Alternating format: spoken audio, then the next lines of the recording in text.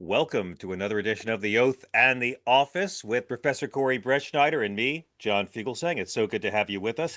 We have a lot of big topics to get today with the professor. Before I bring him on, I just want to say we are at present witnessing the Republican Party starting to eat itself alive in this profound pork-scented barbecue of betrayal, grift, and petulant burnt billionaire egos.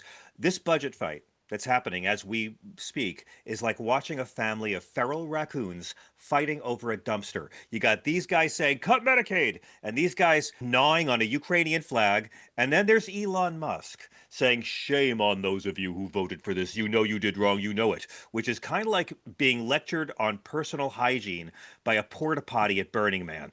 I mean, the whole thing's a mess. Medicaid cuts are being sold like a gym membership. The cuts will strengthen Medicaid.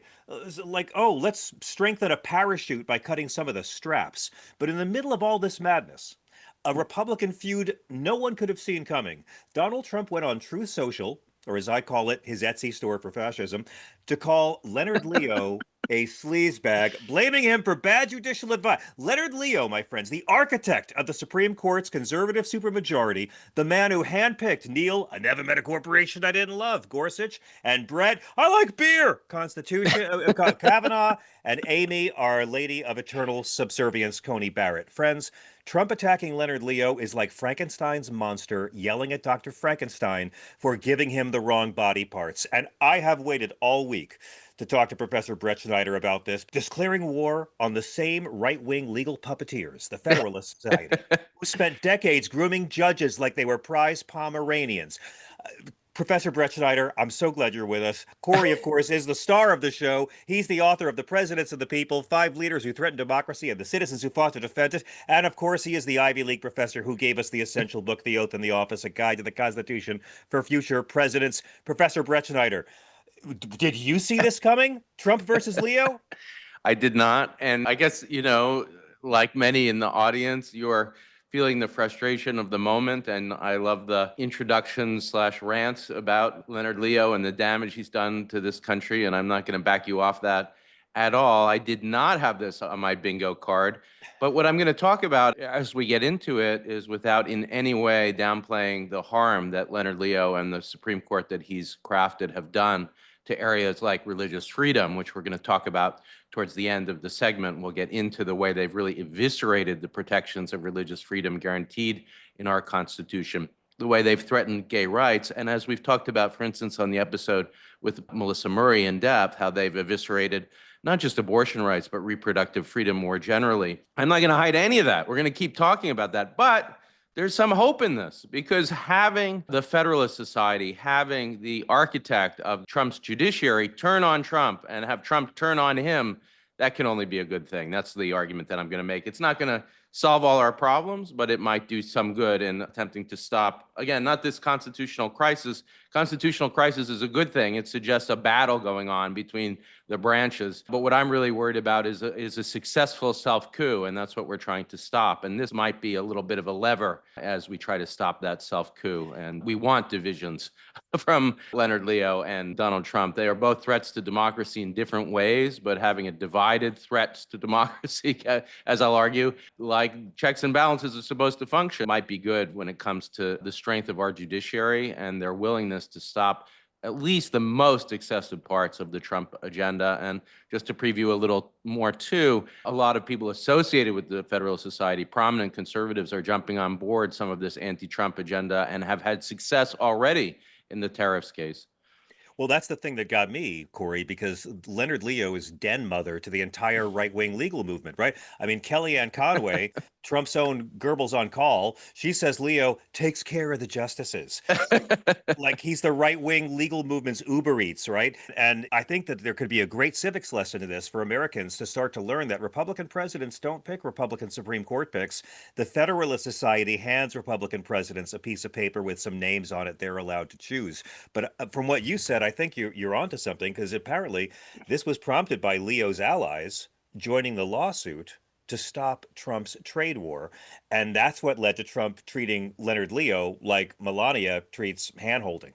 That's right. And as we start to uncover this story, and just to reiterate what you said and to pull it out even more, We know that in Trump 1.0, which was very different from the current moment that we're facing, and we've talked about that also on previous episodes, but that when it came to picking judges, Trump didn't really have an interest or knowledge of this, and he really outsourced it to Leonard Leo, who technically left the Federalist Society, came into the White House, and really vetted these justices that Trump picked, not just Supreme Court justices, as important as that is, but Court of Appeals judges and district court judges, flooding the judiciary with a certain kind of, well, what Trump thought would be a Trump judge. Now, here's the rub, and here's why we are where we are. Some of these judges are not going along with Trump's agenda. It turns out that when you export people, I'm not using the word deport because, of course, it's not a legal process, to a gulag in El Salvador or increasingly in Sudan, that some of those who are going to say, hey, wait a second, this doesn't comport with the basic requirement of due process, aren't just going to be judges appointed by Democrats, they'll be appointed by Republicans. And in some cases, those are Bush appointees, but in some cases, they are Trump appointees. And now you compound that, which Stephen Miller and his deputy, Donald Trump, are very concerned about, courts stopping this to the extent that they're calling it a judicial coup. And why are they calling it a judicial coup? Because the courts are functioning as they should. They're checking the president. Now he starts to think, well, where is this coming from? And you compound that with the most recent loss, which was a challenge, a successful challenge to the tariff regime that Trump has unilaterally imposed without Congress. And that's where you got this clear break where Trump is insulting Leo in a deep way. And that's why I see, as much, again, as I don't want to defend Leo in any way, I certainly do see some hope here, because the judiciary functioning as it should and not allowing judges to simply say yes to every Trump piece of agenda, that's only a good thing for democracy and the rule of law. Professor, is this just a policy disagreement then, or is this a deeper fracture inside the right-wing legal world between rule of law conservatives and MAGA authoritarianism? Because, I mean, Trump called the guy a sleazebag. Like, that sleazebag built your judicial army. He just slapped Patton in front of his troops. Right. And I don't want to, hide from the fact that there are, in some ways in which traditional, let's call them, rule of law conservatives aid MAGA, and then there are other ways that they conflict. So first, how do they fit together? The theory of the unitary executive, which is so important for Americans to understand, really conceived, it's framed often as an 18th century originalist idea. It's really an idea that comes out of the Reagan administration, and in particular, the Meese White House. And what happens in the Meese White House is there's a concern to aggrandize the power of the president over functions like hiring and firing. And in particular, many in the Meese White House are upset about the independent counsel law, the law that functioned between Carter and Clinton, that allowed investigations of the executive branch that were truly independent because those prosecutors didn't work for the president. They didn't like this stuff. So that's what they were concerned about, to kind of revive Nixon's image. And so what they did was they built up this idea of a unitary executive. And that has resemblance with when you have a fascist in power, he's able to use aggrandized power for his own gain. That's why what we're facing is so dangerous in many ways. But, and now here's the but, and here's the good thing. These conservatives are not themselves the kind of Donald Trump fascist, authoritarian, absolute power types that we have seen from Stephen Miller and Donald Trump. Not all of them. Well, some of the judges in particular, and certainly those conservatives who challenge the tariffs. Now, let's get into the tariff case. You know what that tariff case says? It's really separation of powers 101, that it's not the president of the United States who can unilaterally impose tariffs on the rest of the world, that there's a process, there's a role for Congress, and Congress can't just hand over or delegate all its power to the executive branch. That idea of non-delegation is something that some of these more Federalist Society judges believe in, and certainly Donald Trump wants all the power delegated to him. So it is a moment in which rule of law conservatives, a new wave of them are popping up. We saw another wave. Kellyanne Conway's husband, George Conway, was, I would say, a pretty serious Reagan Republican, Bill Kristol, and we saw them turn into never Trumpers in the first administration. Now, I think what might be happening is a new wave. Yes, they're very late to the game, but a new wave of never Trumpers. And that's coming from those who were allies of Trump in the first administration. So that can only be a good thing for those of us concerned to stop fascism, without in any way saying Leonard Leo is a great guy or anything like that. Oh, yeah, we won't be saying that. So I think you're right. I don't think that these protestations on behalf of the right and the Leonard Leo acolytes have anything to do with these immigration atrocities, with these kidnappings and renditions to torture, illegal though they may be. I think these guys in the Federalist Society, etc., are every bit as corrosively selfish as Trump, but they are smarter. And they realize the rage from these tariff prices could lead to a political wave that keeps them out of power for a while. So I don't think they have any kind of empathy for any American citizens. They just can read the tea leaves on Donald Trump's lack of impulse control, and they realize it's not going to help. And it was them getting involved in opposing the tariffs that first instilled Trump's rage. So, on a constitutional side, what is the strongest argument against these tariff powers? Is it the Establishment Clause, or is it that he's stretching the boundaries of the Commerce Clause, or abusing emergency powers? Either way, I think it's all motivated from a desire for power. But what is the constitutional reason they are trying to stop him? Yeah, and here I will push back. You and I think have only agreed, but now maybe we might be getting into our first Are tension we gonna or fight? slight Oh, disagreement. let's do it. Yes, let's. Wendy, we got to promote this, Wendy, that we like disintegrated into fisticuffs on the air, please. The slight pushback maybe is to say that it isn't just political, it is principled, that part of the Federalist Society for a long time has endorsed the idea that there are powers of Congress that can't be delegated to the executive. And what that is at this moment, you know, if you have a Democratic president, you might think, oh, it's a way of stopping Bill Clinton or stopping Obama from doing what he or she wants to do, or during Biden, stopping some of the anti-COVID measures, for instance. But what it does is it reasserts the role of Congress and says there are some legislative powers that essentially are delegated to the Congress, not to the president, and that they can't be delegated or given away. And that's the kind of argument that they're making in this tariffs case, that they don't believe that you can just give away all the power of Congress. Now, that sounds to me like the kind of argument that you need when you're opposing a self-coup. I agree. I don't think that they'd have any problem with a unitary executive if it was Leonard Leo. But again, as you've said, Professor, and I'm agreeing with you here, he's no hero. This man brought us Citizens United. This man gave us the Dobbs decision. This man gave us a Supreme Court that thinks religious liberty means you have a right to be a bigot as long as you believe in right-wing, heavily armed, white, anti-immigrant Jesus and corporate tax cuts. But if, Corey, this challenge goes to the Supreme Court, whose justices Trump largely appointed, what are the implications beyond the fact that we're all going to have to buy a lot of popcorn, hopefully tariff-free popcorn? I mean, Well, my view, what's it going to look like? My view of the Supreme Court is that there are many issues in which they're going to go along with Trump. Hiring and firing of independent agencies, which is a real concern. For instance, the firing of the member of the National Labor Relations Board. Those are kind of unitary executive instances in which the Supreme Court might back the president. But I think there are some where they've just gone too far. And I've mentioned repeatedly birthright citizenship. I think you'll get a pushback. And I do think in this case of the tariffs that there's a very good chance that they will back this federal court and say you can't just subsume all of the congressional power into the executive power. And that's an important pushback. I will say how I think it does relate to the, we'll call it the Gulag case, the Boasberg case of the planes being turned back.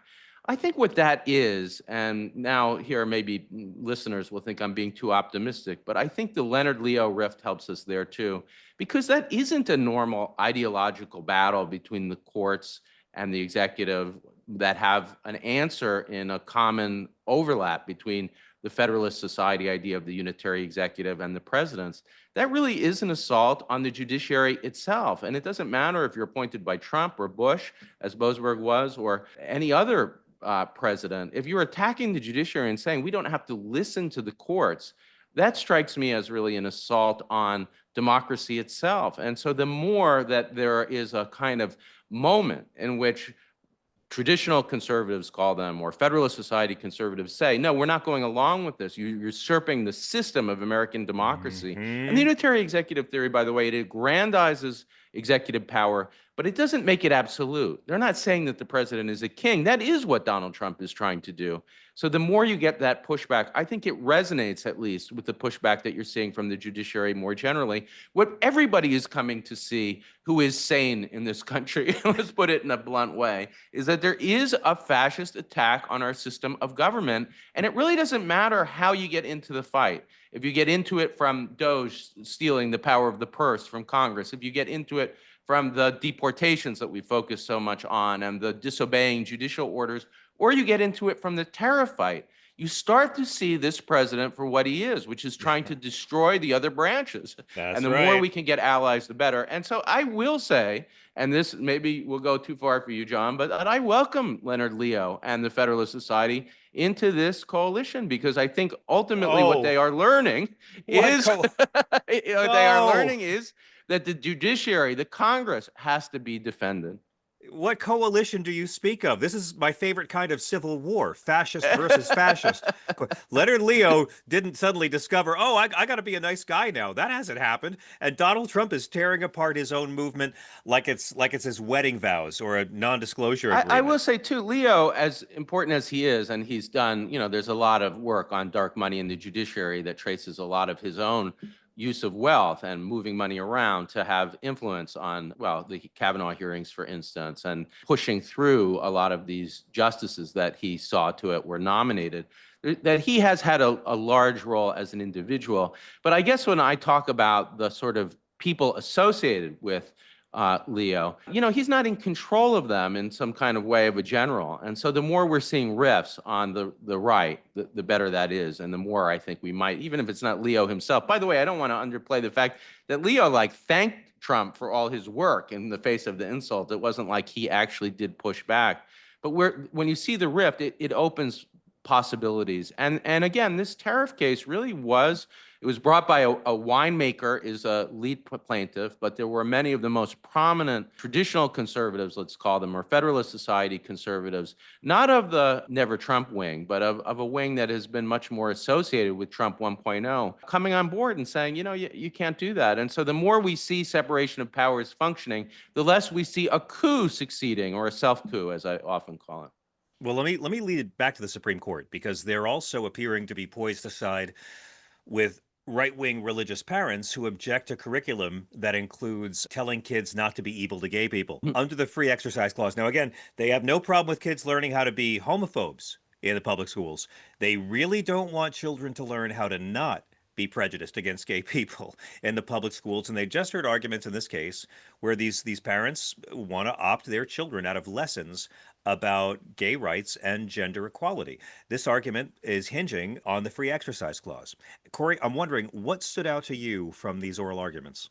Let's just lay down what's going on. And I did get to hear some of these oral arguments. The issue is that in the lower grades, schools, as they should, are teaching basic respect for other citizens, other human beings, other future citizens, through stories about the fact that, for instance, there are many kinds of families, including, in some cases, families as the Supreme Court has made possible. So one of the stories is about a gay marriage and a kid learning about this.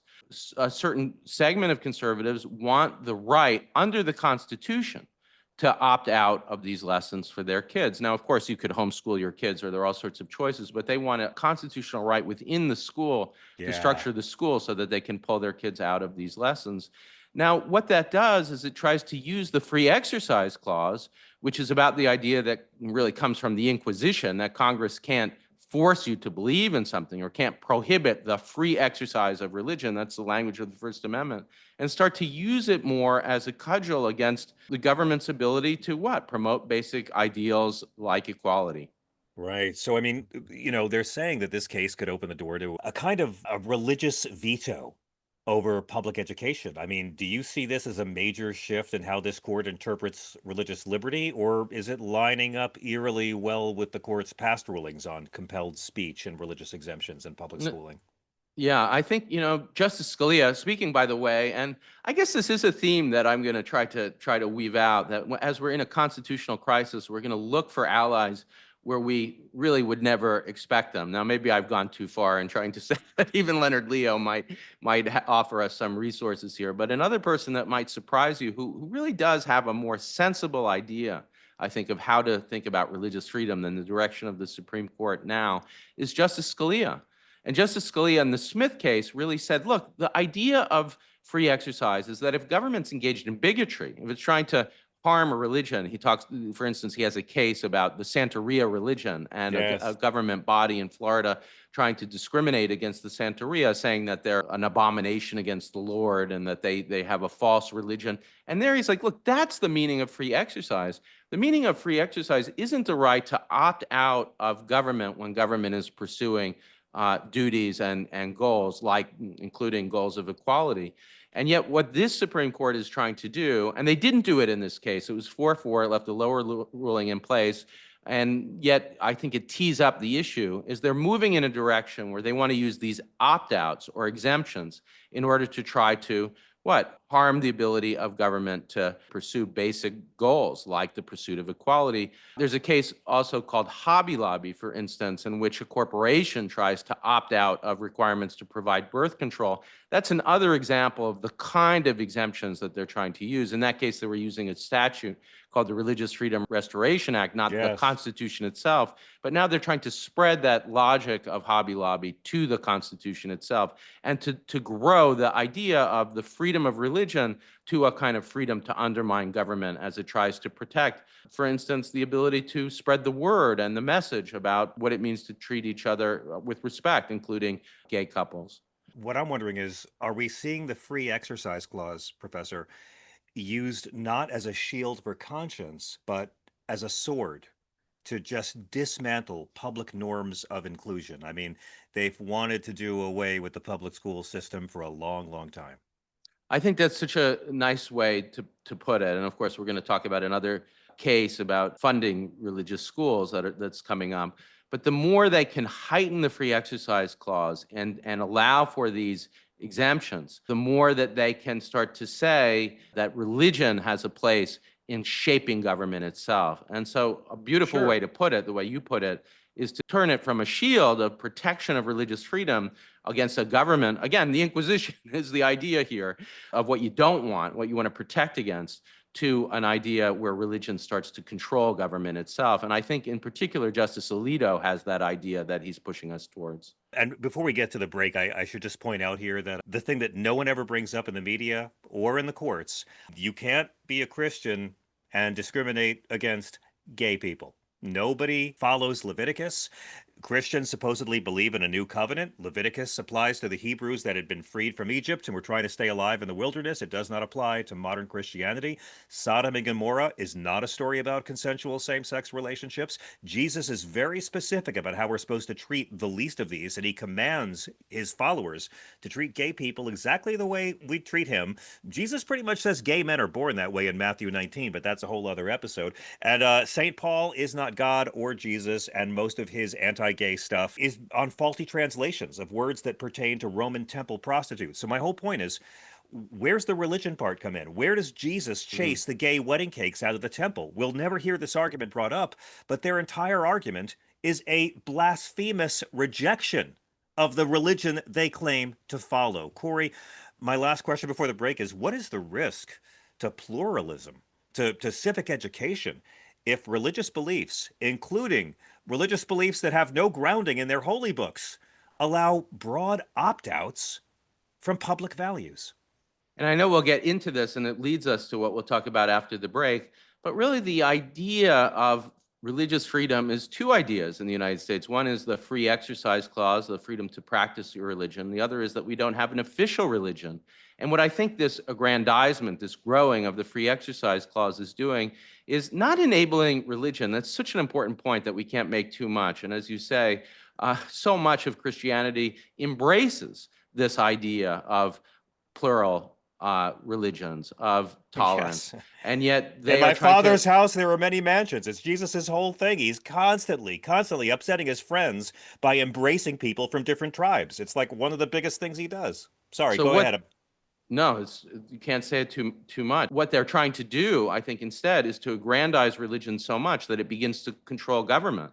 And that is the opposite, really, of religious freedom. What that is a kind of theocracy. And as we get after the break into the idea of the Establishment Clause and the cases that the Supreme Court's about to take about the evisceration, really, of the idea that we don't have an establishment of religion, an official religion, or laws that relate to it, we really see how this free exercise set of ideas, jurisprudence, combines with an evisceration of the core idea of religious freedom in the United States, and that's the prohibition on establishment.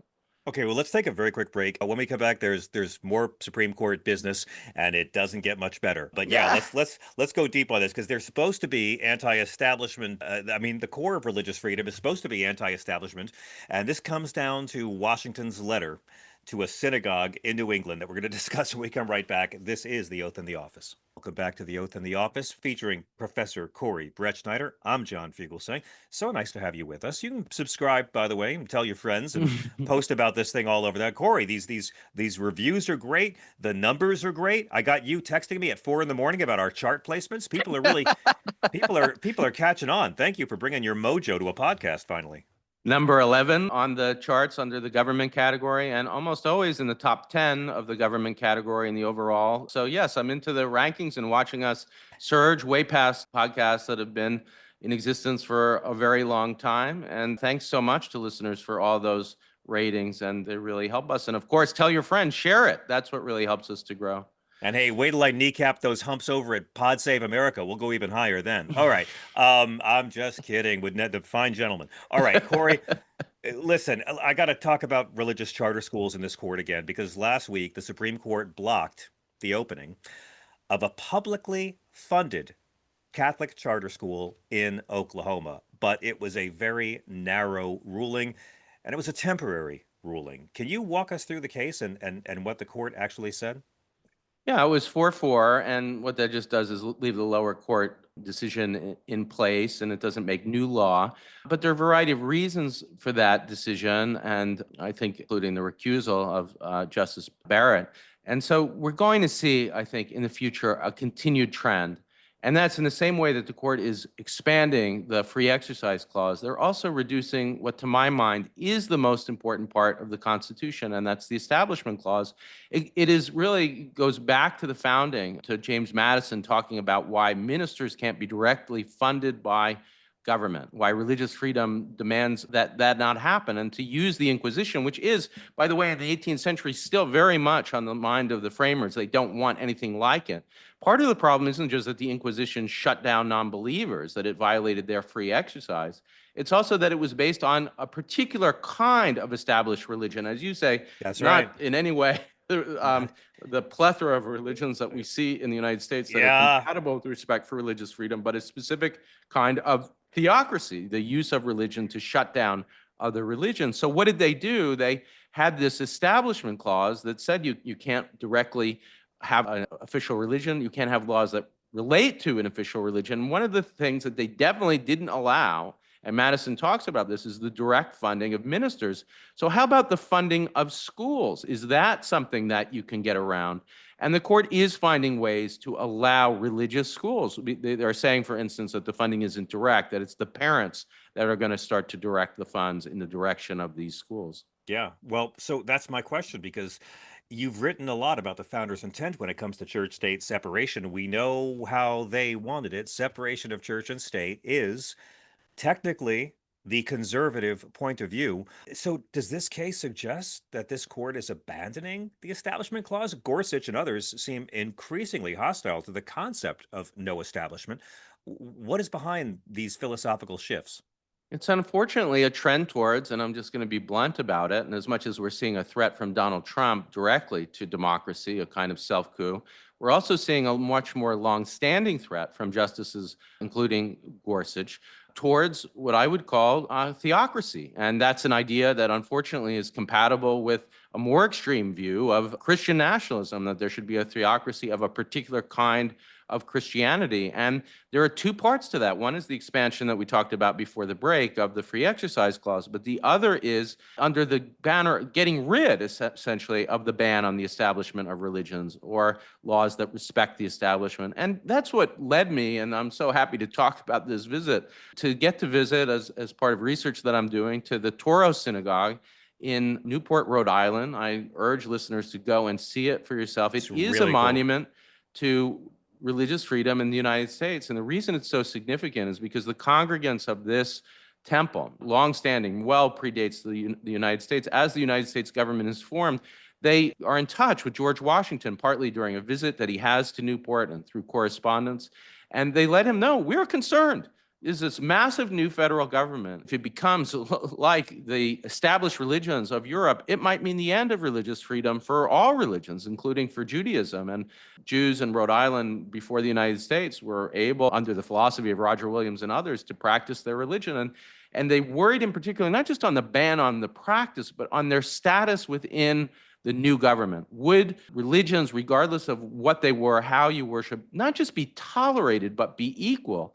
And what Washington does in this amazing letter to the congregation is he's very clear. This regime is not going to be, this new government is not going to be based in mere tolerance. It's going to be based on respect for all religions as equals. And that's why we're not going to have an established religion. And then that idea promised in the letter is later embedded in the First Amendment of the United States, the ban on the establishment of religion, made clear in the first part of the Bill of Rights, reiterating the promise that Washington makes to Touro Synagogue. And to bring it back to today and to get away from the 18th century, that's exactly the idea that's being threatened now in this court and in not yet the embrace, but soon the embrace of things like religious charter schools. But again, I can't say this enough, and I know it's really boring coming out of me, but I've been to that synagogue. We went there for my PBS film and that Washington wrote to, and it is an amazing place to go because in that letter, he's really emphasizing, tolerance without privilege. And so once again, and when we look at these folks in Oklahoma trying to have taxpayer dollars flow into Christian schools, it's the same reason they want to have taxpayer dollars flow into their Christian organizations. They don't want to do anything Christ of the Gospels actually commanded. We got to say this. These Republicans they're not doing this because they think we should help the poor or stop executing people or love and forgive our enemies or, God help us, welcome the stranger. They're doing this for power. They're doing this for societal dominance. And they're doing this so girls can go to school and be taught the biblical concepts of what a woman is supposed to be. That's what this is all about. It's got nothing to do with what's actually in their holy book, which is what makes me so furious about it, because it is dishonest on its face. Corey, is there a legal distinction at this point between direct funding of religion and indirect public funding of religion? And is that distinction still meaningful? They'll, on the surface, and the Supreme Court are not as crude as some Christian nationalists who, going along with what you say, are. Oh, they're very well versed aristocrats. Exactly right. Yeah, it's an aristocratic version, I think, unfortunately, of Christian nationalism because. And what you do get from Christian nationalism, just to go along with your point, is not any kind of true Christianity. It's a corruption of religion in order to achieve a kind of power and a kind of right-wing power in particular in the United States. That's the theme of it. And to the extent that the Supreme Court is enabling it, it is enabling it. They're going to be careful about it. So they know about George Washington and the letter to the Touro Synagogue. They've read the Bill of Rights, and they know that the First Amendment bans the establishment of religion or laws that relate to an establishment of religion. So they have to craft and be careful. And so in cases like this, what they'll say is, that yes, charter schools are public schools, but the funding doesn't flow directly to the charter school. It flows through the choices of the parents. And so while there is a ban, and I don't think they'll give up on this, on direct funding of religion itself, by the way, the Supreme Court is always kind of playing around with this. So funding secular education that might benefit some religious schools, the court has long allowed things like that. But now we're talking about actually funding, a Bible school, religious schools fundamentally. So how are they going to get around it now? They're going to claim, unfortunately, eventually, this hasn't happened yet again, but I think it will soon, that the money is flowing through the parents who are making the choice to attend the school. And they're really using legalistic distinctions in order to enable, again, a kind of theocratic view and a kind of Christian nationalism. So this isn't a threat to democracy. Our podcast is, of course, focused on the threat that comes from the president itself, but there are more subtle threats going on, including from the Supreme Court. Boy, I sure am glad that the people screaming so much about how they care about anti-Semitism are the same ones who want Jewish children in schools to know how wrong they and their families are in the eyes of God. I'll never get over the hypocrisy. John, I just have to say something about that because I really think that brings our discussion home. It is important for us to know what's going on in the court, to see the subtlety of it. But really, when it comes down to the hypocrisy of the moment, the claim that what this administration is doing is attacking the Ivy League for its vicious anti-Semitism, and yet through its Supreme Court that it's largely appointed, through the rhetoric of the president, it is enabling Christian nationalism. And the whole point of Washington's letter is that you can't have Christian nationalism and be against anti-Semitism. That Thank is you. the core idea. One thing I was moved by and that I didn't know about Toro Synagogue is that some of the congregants actually had escaped the Caribbean where the Inquisition had spread. And those families were coming, it wasn't some, ancient Middle Ages thing that these families were escaping. They were fleeing the Inquisition itself. So the more you lean into establishment, to Christian nationalism, that is the core of anti-Semitism That's in the it. Thank history you. of the United States. Yeah, thank you. Also, having Kanye West and Nick Fuentes over to your house for an all-you-can Nazi Thanksgiving dinner is kind of a tell as well. All right. Not to mention the 4 Nazi salutes at CPAC. I mean, you want to, not to mention insulting all American Jews and accusing them of dual loyalty because they can't vote for your side because American Jews read the headlines a bit better. We could do this all day. And I got to do one more. Chuck Please. Schumer called by Trump not a Jewish person, but a Palestinian because of his political beliefs that Trump didn't agree with. Yeah, exactly. I mean, anti-Semitism is the same to them as Jesus. It's a word they can use to hurt others and try to amass more power. And Corey, I just realized we've been doing this podcast. We're like way into it, and we haven't even mentioned Harvard Law Review.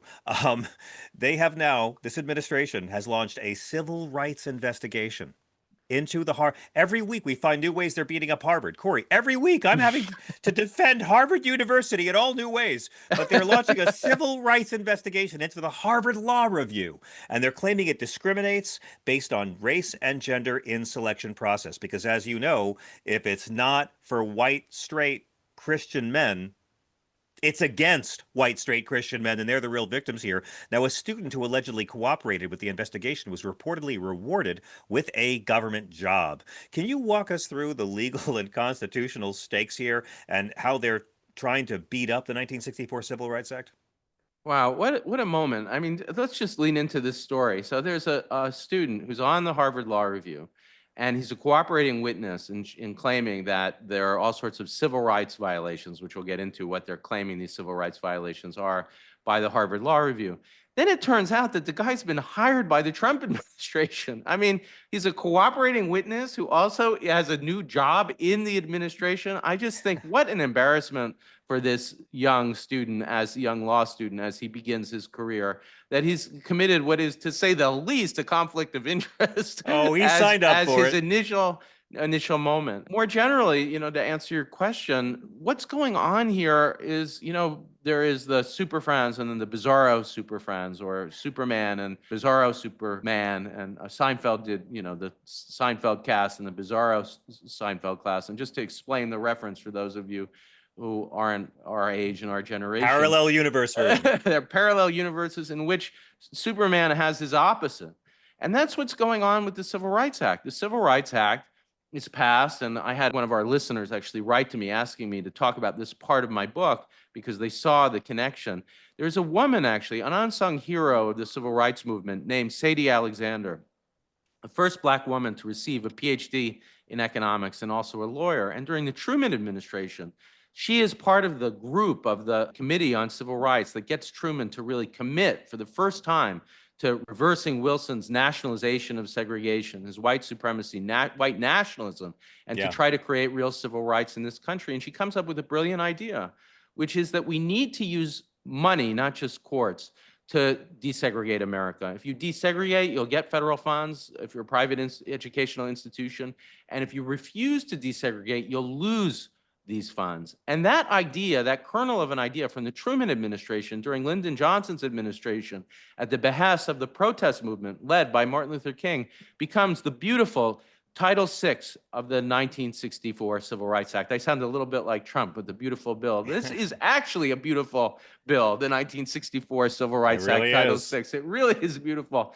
Really fighting subordination, ending segregation.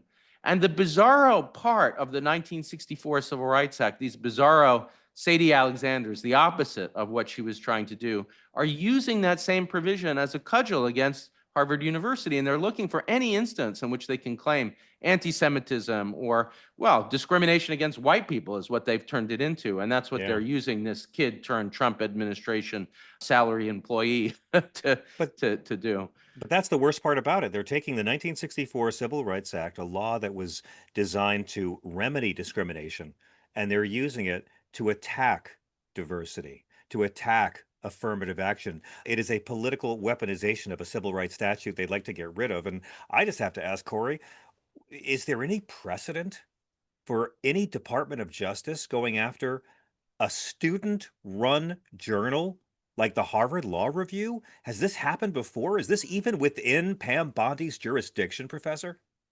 I've never seen an example like that. And when conservative ideas are attacked, then conservatives are the first to say this is a shutdown of free speech. But yet when they're doing it, of course, on their behalf, they don't see a problem.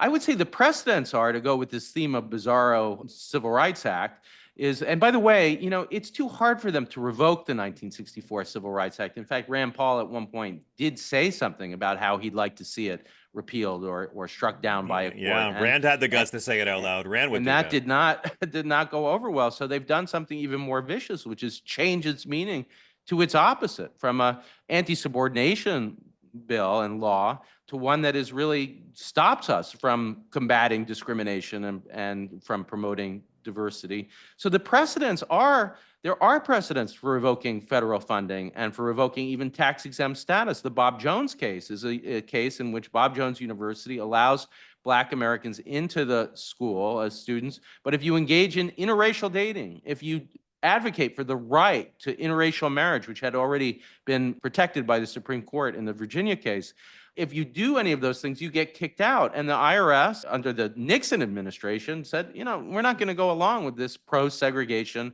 ideology. And they used Title VI and they used the IRS power under 501c3, as this administration is trying to do, to revoke not just federal funds, but also to revoke the tax status. Now, that was a true civil rights action, again, under Nixon. And yet what they're trying to use is to use that real civil rights precedent to combat civil rights. Oh, yeah. And I would just want to remind the listeners that Bob Jones University finally stopped having segregation when it came to interracial relationships in this century. Corey, we got to take another break. We got to end this thing on some positive, hopeful Good. notes. I got a We few always things I need got to. hope. Yeah, it's not just about the Civil Rights Act being transformed from a shield into a sword for the powerful. We'll be back in just a moment. This is The Oath in the Office. Professor Brettschneider, it's so good to do this with you. What is the best way, sir, for folks to follow you, Corey? Keep up with all your many doings. I'm on Blue Sky as Democracy Prof, and it's so great to hear from listeners there. And you can also buy through your local bookstore or Amazon a copy of The Presidents and the People, 5 Leaders Who Threatened Democracy and the Citizens Who Fought to Defend It, and read the story, for instance, of Sadie Alexander. And also, finally, on Twitter at BrettschneiderC. And buy the book, The Oath in the Office, as well. If you read it cover to cover, you are legally allowed to defend yourself in any trial. It's like a law degree. It really is. Trust me on that. Well, so, Corey, it's dispiriting, but across all these stories we're talking about today, the Harvard story and the tariffs and LGBTQ curriculum struggles and the Establishment Clause, we keep seeing competing visions of what constitutional freedom really means and how it can be denied to some. Are we witnessing a collapse of a shared meaning of this Constitution? Has it become like the Bible? It means whatever I want it to mean on any given day? Well, I mentioned the book, and I'll use the theme of the book, The Presidents and the People, which is, for better or worse, sometimes for better and sometimes for worse, there have just been 2 meanings of the Constitution throughout history. One meaning, and you've seen this in authoritarian presidents, including John Adams and his shutdown of free speech, and James Buchanan and his lobbying the Supreme Court to deny successfully in the Dred Scott case, the most evil of all cases, rights to all Black Americans, to say Black Americans, enslaved or not, are not even citizens under the Constitution. And you saw a reference Woodrow Wilson, who not just showed Birth of a Nation in the White House, but really the film Birth of a Nation, celebrating the Klan, was based on his textbook. I uncovered his lecture notes where he was That's right. lecturing essentially on white nationalism, that the point of government is to promote efficiency. What's in the way of national efficiency? It's what he called friction. And what's that? It's integration. That was the premier constitutional thinker of his time, Woodrow Wilson, and so was John Adams, by the way. Richard Nixon said, when the president does it, it's not illegal. So we have had, for a long period of time, an authoritarian idea of the Constitution, but alongside it is the democratic idea that you and I are defending each week and that listeners are writing to me about and believe in. And that's right. the Constitution of people like Sadie Alexander, who fought for the 1964 Civil Rights Act and Title VI. People like the hero of my book, Frederick Douglass, who talked about the fact that the preamble says, we the people, not we the white people. And the Correct. journalists who fought back against Adams. So we've had both throughout American history. It's not that it's incoherent, it's that it's broad enough. Its provisions are general enough that it's been read in these two ways. And so that battle is ongoing, and I believe the democratic idea will win out. And when you think about a shared value, there isn't a shared value in the sense that everybody agrees, but what the ultimate defense of we the people, not we the white people, of the idea of the Declaration of Independence as a lens, as Frederick Douglass argued, to read the whole Constitution under it, is that the shared value of equality respects everyone, regardless of their religion, for instance, regardless of their race or sexual orientation. Those majestic generalities, as they're often called, of equal protection, those are the shared values of democracy. And yes, not everybody agrees with them. We have always had white nationalism, authoritarianism, but believing in the shared values, the content is the shared values. That's what I think will see us through. So I agree with you, but what do you say, Corey, to people who feel overwhelmed or cynical? People who see the law being used as a political weapon by the most powerful members of society against the least of us. I mean, what tools do citizens still have to defend democratic values and constitutional integrity? Well, I think one thing is that history can inspire us. That if you look at these newspaper editors who were prosecuted during the Adams administration, if you look at Frederick Douglass, who had to flee the country, after all, as he was hunted down by the President of the United States, James Buchanan. If you look, unfortunately, at William Monroe Trotter, who died committing suicide thinking that he had lost, things looked even more bleak then, and yet we prevailed. And so as bad as things look at this moment, we can see from the past that a continued fight, this doesn't happen by accident. There is no Constitution police. As we've repeatedly said, the courts aren't going to save us. But citizens rising up, prevailing on future presidents, eventually on their representatives with the midterms coming up, that is what's worked. And we've had elections in which we've saved democracy. 1800 defeated John Adams' authoritarianism. 1868 defeated a Democratic Party devoted to white supremacy, installing Ulysses Grant, who prosecuted more than 1,000 Klan members and saw the passage of the Enforcement Acts. We've had these heroic moments. And if you were in the basement of Montgomery, Alabama, in a church on Dexter Avenue, and you were part of a meeting in which everyone was talking about the need for a leader to emerge, to lead a bus boycott against the segregationist policies of that city, you know, it wasn't obvious that Martin Luther King Jr., who was largely silent during that meeting, would emerge as that leader. And yet he did. And I think that's the kind of moment that we're at. It's not clear how this movement is going to take place to reclaim our democracy and our Constitution, but we're on the verge of it, and I feel it coming. I think you're exactly right. You just maybe want to get up on my chair and cheer for Rosa Parks. I mean, let me close it with this, Professor. In the book, The Oath in the Office, you constantly remind us that these public officials swear to protect the Constitution. And we look and we see the emoluments clause. We see how that's just, I mean, no one cares. Like he's taking in bribes every day, and we're just sitting here watching it happen. Is the oath still meaningful today, Professor? And who's honoring it? Well, Donald Trump has trampled on it. He said at some point that he wasn't sure that he was supposed to preserve, protect, and defend the Constitution, even though the words that he had to utter in order to become president, he did say those words. And in fact, when Obama flubbed the words, he put them in the wrong order. Justice Roberts had that oath repeated at the White House that night just to make sure he was president. So we have had presidents who have taken it seriously. George Washington talked about the emoluments clause and the oath and the need to not use the office for profit in the first inaugural. In the second inaugural, he talked about the people assembled and the need for them to criticize him if he violated the oath and subject him to constitutional punishment. This president is doing the opposite of what the oath requires. But come back to Washington's demand in that second inaugural.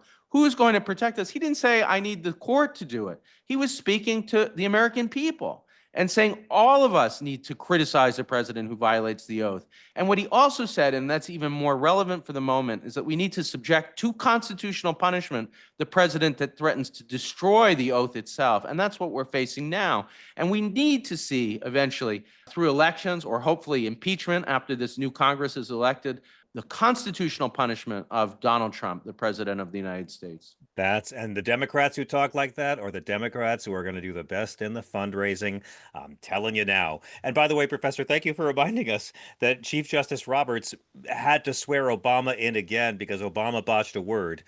But Trump never even bothered to put his hand on the Bible. And Roberts is like, we're good. We're good. I want to thank everyone for listening once again. This is such a pleasure to do. I learn so much from you, Corey, every single time. Please, friends, subscribe, tell your friends, post this on your social media, or write to us. We take your letters as well. We'll read them on the air. We love to hear from you. In the meantime, thank you so much. Please follow Professor Corey Brettschneider. You can hear us live every Tuesday night on Sirius XM Progress. I'm John Fugelsang. Corey, always an honor. Thank you so much. Thanks so much, John. And I'll just remind people to subscribe to this podcast wherever you get your podcasts, on Apple or Spotify. We're on all the places. And then we've just launched a YouTube channel, brand new, but has some videos, including one of me at Toro Synagogue, talking about the themes that John and I went into depth about. And they're meant to be teasers for this podcast. So share them with your friends. Subscribe there too. Thanks so much for joining us. Can't wait. Thank you all. We'll see you again next time. Thanks again to Wendy and Beowulf and everyone who helps put this podcast together. And we'll see you next time on The Oath in the Office.